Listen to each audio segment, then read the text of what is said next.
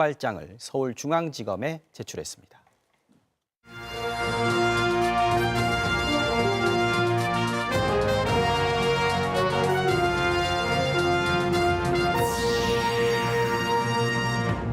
보은군의 특정 업체 봐주기 행태가 감사원에 적발됐습니다.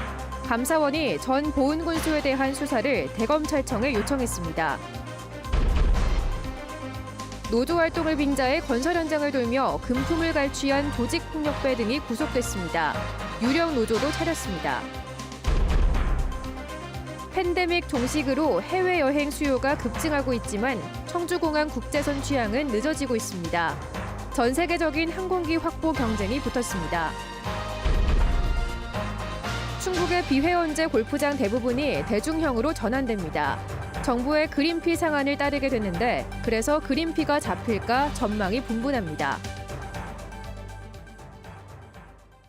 시청자 여러분 안녕하십니까? 계속해서 충북 지역 소식입니다. 보은군이 속리산 산림 레포츠 시설을 위탁 운영하면서 특정 사업자에 갖은 특혜를 줬다 감사원에 적발됐습니다. 감사원이 정상혁 전 보은 군수에 대한 수사를 요청했습니다. 보도에 이지현 기자입니다. 지난 2020년 보은군이 올린 속리산 레포츠 시설 위탁 입찰 공고입니다.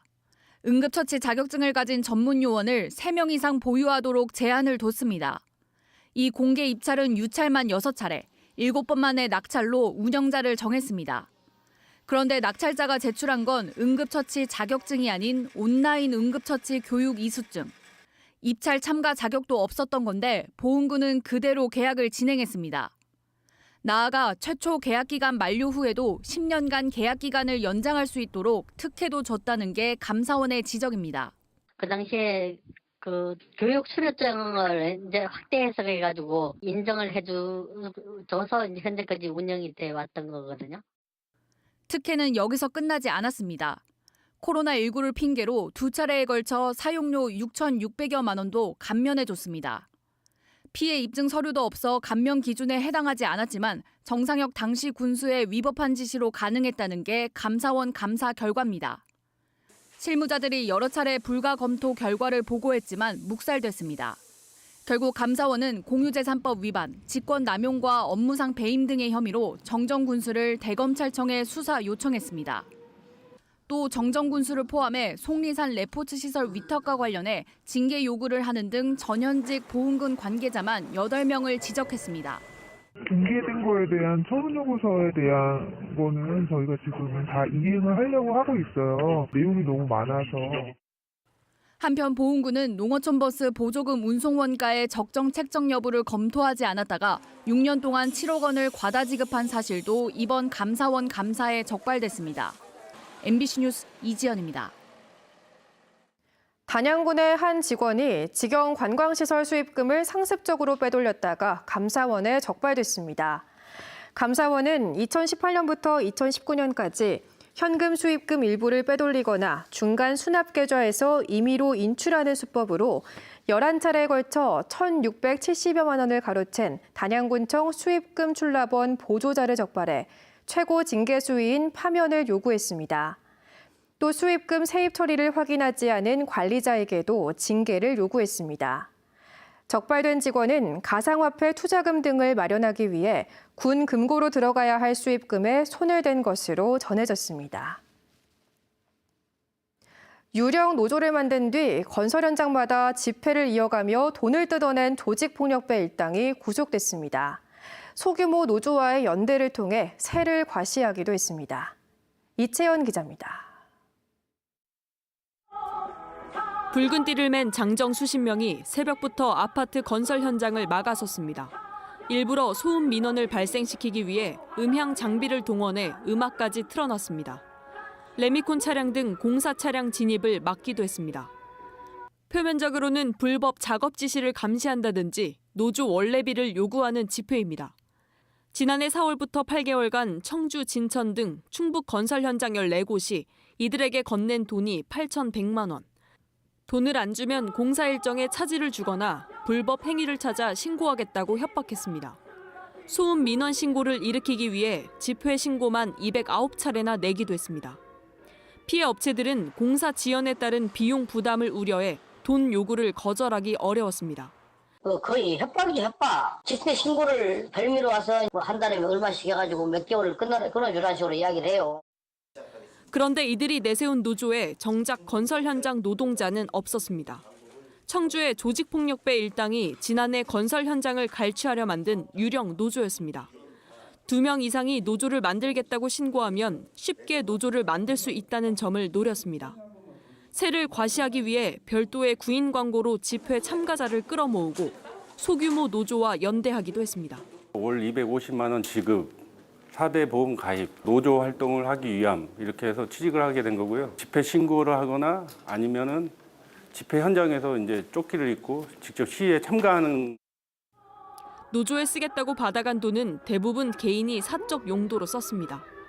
경찰은 폭력 조직원 2명과 공범 1명을 특수 공갈 혐의로 구속해 검찰에 넘기고 돈을 받고 집회에 참가하는 등 범행에 가담한 7명을 불구속 입건해 여죄를 파악 중입니다. 한편 충북 경찰은 원래비 등을 명목으로 공사를 늦추겠다고 협박해 6억 원 상당을 갈취한 양대노총 타워크레인 기사 14명도 입건하는 등 건설 현장 불법 행위 10여 건에 대한 수사를 진행하고 있습니다. MBC 뉴스 이채연입니다. 해외여행 수요가 빠르게 늘고 있지만 청주국제공항에서는 여전히 남의 얘기입니다. 국제 정기 노선이 재개된 지 2달이 넘었지만 지금도 1개 노선뿐이고 예정됐던 추가 취항은 늦어지고 있습니다. 왜 그런지 정재용 기자가 취재했습니다. 지난 1월 약 3년 만에 국제 정기 노선이 재개됐을 때만 해도 청주공항 국계선의 잠정 취항 일정은 이달 말부터 줄줄이 잡혀 있었습니다. 먼저 4월 3일 일본 오사카 취항을 예고했던 거점 항공사 에어로케이. 예정대로라면 지난주 토요일 오사카를 오갈 2호기를 들여왔어야 했지만 일정을 한 달 정도 미뤘습니다. 급증한 항공 수요에 항공기 확보 경쟁이 벌어지면서 먼저 빌려간 다른 항공사의 기체 반납이 늦어져 도입 일정에 차질이 생겼다고 설명했습니다. 첫 국제선인 오사카 취항은 5월 12일로 잠정 연기됐습니다. 3호기 도입 역시 미뤄져 일본 나리타는 6월쯤, 대만 타이페이는 7월쯤 가능할 것이라고 덧붙였습니다. 반납된 비행기를 가지고 저희가 바로 이제 저희 회사에 투입할 수 있는 부분이 아니고 저희한테 맞는 또 스펙으로 변경도 해야 되고 또 외관도 당연히 에어로케이 비행기로 랩핑도 해야 되고 이런 좀 시간들이 필요하기 때문에 대표이사가 직접 나서 3월 말에서 4월 초 태국과 대만 노선 취항을 언급했던 티웨이도 계획을 수정했습니다. 대만의 경우 코로나19 인력 감축 여파로 현지 조업 인력 확보에 어려움을 겪으면서 일정을 잡지 못했고 태국 방콕도 다음 달 말로 취항 계획을 짰습니다.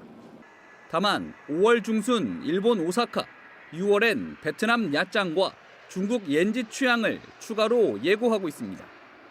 3, 4월 취항을 준비했었는데 현지 조업 문제로 취항일이 현재는 조금 연기된 상태이고요.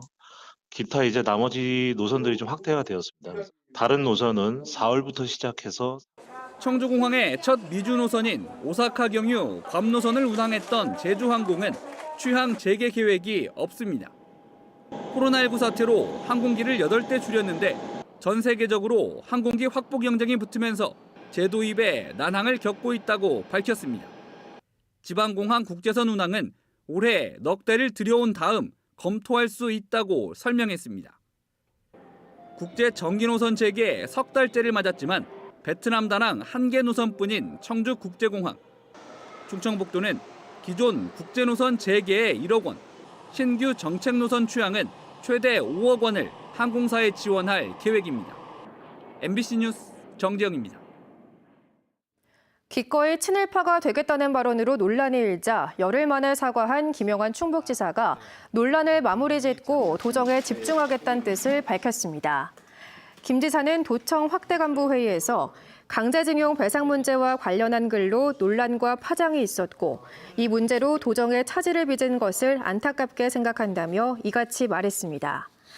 반면 공무원 노조 충북본부는 입장문을 통해 도민들의 분노는 친일 굴욕 외교에 대한 찬양 때문이라며 친일파 표현에 대해서만 사과하고 정부의 제3자 배상안 지지에 대해서는 변함이 없다고 한 김 지사를 비판했습니다. 도의회 산업경제위원회가 충북 테크노파크 원장 임용 후보자에 대한 지명 철회를 요구하며 오늘 예정했던 청문회를 취소했습니다. 박경숙 위원장은 의회 청문회가 열리기도 전에 중소벤처기업부 임용 승인이 난 것은 중대한 절차상 하자이자 의회 경시라며 원장 재공모와 도지사 사과를 촉구했습니다. 참여연대도 의회를 경시하는 충청북도의 노력 승인 인사를 강력히 비판한다면서 이제라도 사죄하고 제대로 된 절차를 밟으라고 논평했습니다. 이에 대해 충청북도는 인사청문회가 법적 요건도 아니고 이번 사태는 중기부가 승인 통보를 서두르면서 빚어진 일이라고 반박했습니다. 충청북도는 충청북도 출자 출연 기관장들은 2019년 충청북도와 충북도의회의 협약에 따라 임용 전 인사청문 절차를 거쳐야 합니다. 코로나 당시 천정부지로 오른 그린피 덕에 골프장은 호황을 누린 반면 이용자들은 불만이 많았는데요. 정부가 올해부터 골프장을 회원제와 비회원제, 대중형으로 나누어 관리하기로 했습니다. 대중형은 정부가 정한 금액보다 비싸게 받을 수 없도록 한 건데 지역의 현실과는 맞지 않는다는 이야기가 나오고 있습니다. 이승준 기자가 보도합니다. 기존 회원제와 비회원제로 나뉜 골프장이 올해부터 회원제와 비회원제 그리고 대중형으로 바뀝니다.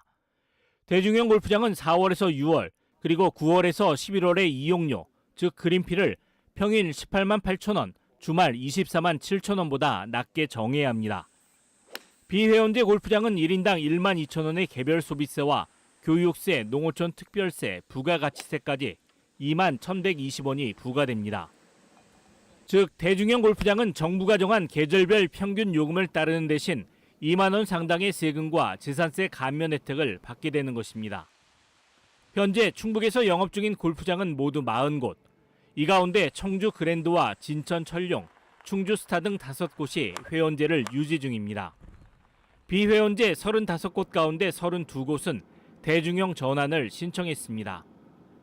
비회원제 골프장 90% 이상이 대중형 전환을 통해 세제 혜택을 선택했고 나머지 골프장의 추가 이동도 예상됩니다.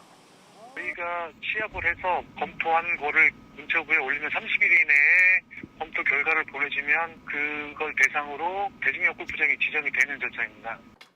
관건은 그린피 하락 효과가 있을지 여부입니다. 골퍼들은 기대 반 우려 반입니다. 코로나 이후로 조금 이제 금액이 조금 내려가긴 했는데 아직도 좀 비싼 편입니다. 지금 대중제 골프장을 지금 이제 정부에서 한다고 하는데 아직도 그 기준이 높지 않나 그런 생각을 하고 있습니다. 그러나 정부가 상한선으로 정한 평일 18만 8천 원과 주말 24만 7천 원은 수도권 골프장의 기준, 지역의 효과가 적을 것이라는 예상이 나옵니다. 오히려 일부 지역에선 정부 가이드만큼 요금이 오를 가능성도 있습니다. 지역사회의 특징이나 지역사회의 기준에 맞춰서 그러니까 평균값을 보다 조금 더 낮추는 게 그 골프 인구의 확산에 도움이 될 것이라고 생각을 합니다. 정부가 기대한 것처럼 소비자가 합리적인 가격으로 이용할 수 있을지 이제 본격적인 골프 시즌이 다가왔습니다. MBC 뉴스 이승준입니다.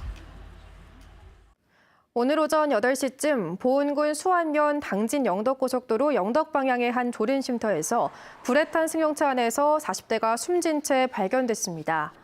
경찰은 숨진 남성의 복부 쪽이 흉기에 찔린 것을 발견하고 사망과 화재 경위를 조사하고 있습니다. 경찰은 주변 CCTV를 분석하는 한편 숨진 남성에 대한 부검도 의뢰할 예정입니다. 오늘 오전 11시 30분쯤 제천시 금성면 중앙고속도로 부산 방향 제천 분기점에서 음식물 쓰레기를 싣고 달리던 22.5톤짜리 화물차가 넘어졌습니다. 이 사고로 운전자 50대 남성이 발목이 골절되는 중상을 입고 소방 헬기로 병원에 옮겨졌습니다. 또 쏟아진 음식물 쓰레기가 도로 한쪽을 뒤덮어 3시간 넘게 교통이 통제되기도 했습니다. 충북 시민사회단체 연대회의가 청주 우암산 둘레길 사업 중단을 촉구했습니다. 이들은 오늘 청주시청에서 기자회견을 열어 청주시가 이미 걷기길이 있는 우암산에 폭 2m의 보행 데크를 추가 설치하면 우암산 훼손이 불가피하다며 이같이 주장했습니다. 그러면서 이제라도 둘레길 사업을 중단해 청주의 마지막 보루인 우암산을 보존하고 사업비 100억 원도 절약하라고 덧붙였습니다. 청주시는 다음 달부터 우암산 순환도로 2.3km 구간에 보도폭을 4m로 넓히는 보행데크 설치 공사를 진행할 계획입니다. 증평 송산초등학교 예정부지에 유채꽃밭이 조성됩니다. 증평구는 오늘 LH 충북지사와 협약을 맺고 학교 설립이 늦어지면서 쓰레기 투기와 무단 경작 등으로 방치되고 있는 송산초등학교 부지 12,770제곱미터를 유채꽃밭으로 조성하기로 했습니다. 충북 소식 마칩니다. 시청해주신 여러분 고맙습니다.